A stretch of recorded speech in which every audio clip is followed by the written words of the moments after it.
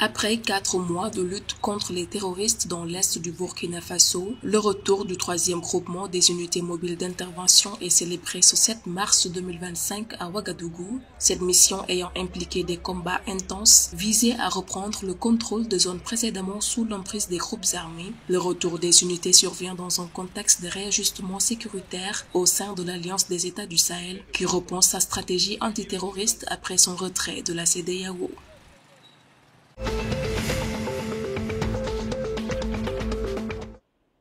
Au Sénégal, le port autonome de Dakar annonce une croissance annuelle de 6% en 2024, malgré une baisse conjoncturelle de 17,1% du trafic en décembre, selon un communiqué en date du 7 mars 2025. Avec 24 millions de tonnes traitées, le port de Dakar a vu ses exportations augmenter de 68%, atteignant 5 millions de tonnes. Le trafic de conteneurs a progressé de 4% et les escales de navires ont augmenté de 6% et atteint 3000 navires, confirmant le rôle central du port autonome de Dakar dans l'économie régionale.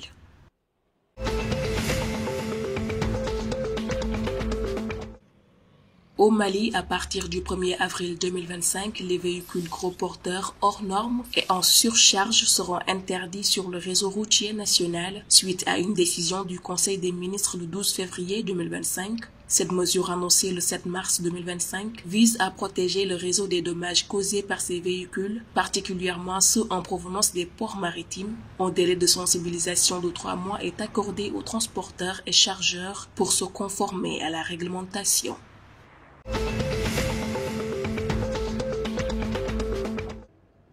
Le gouvernement togolais renforce son plan de lutte contre les inondations. Après avoir mobilisé 1,74 milliard de francs CFA en 2024, dans le cadre du plan de préparation et de réponse, 37 actions ont été réalisées, incluant l'évaluation des sites d'accueil des sinistrés et l'acquisition de matériel de pompage. Pour 2025, 26 nouvelles actions sont prévues avec un focus sur l'assainissement urbain, l'amélioration du drainage et l'intensification des campagnes de sensibilisation. On a plus de 17 milliards de francs CFA est attendu du Fonds vert pour le climat.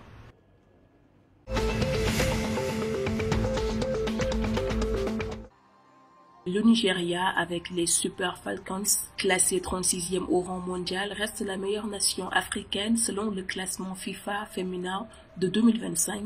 Djibouti fait une entrée historique à la 195e place, tandis que la Tanzanie et le Kenya progressent respectivement de 7 places. La Tunisie subit la plus grande chute, perdant 11 positions. Le classement inclut désormais 196 équipes et l'Afrique continue d'illustrer ses talents pour la Coupe du monde féminine 2027.